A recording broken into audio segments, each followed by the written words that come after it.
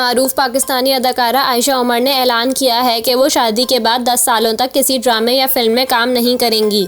आयशा उमर ने ईद उल फितर के पहले रोज़ निजी टीवी के मॉर्निंग शो में शिरकत की, जिसमें अदाकाराओं ईमान अली, सोनिया हुसैन और अदाकार हुमायूं सईद समेत दीगर भी शामिल थे।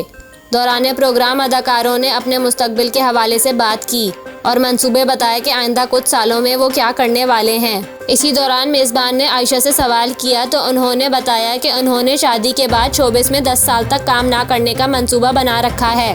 अदाकारा ने अपनी बात पर वजाहत दी और कहा, मैंने ये फैसला इसलिए नहीं किया कि शौहर को वक्त दूं या इनके रोकने की वजह से, बल्कि शादी के बाद बच्चे होंगे इसलिए सोचा है कि ये वक्त बच्चों को दूंगी।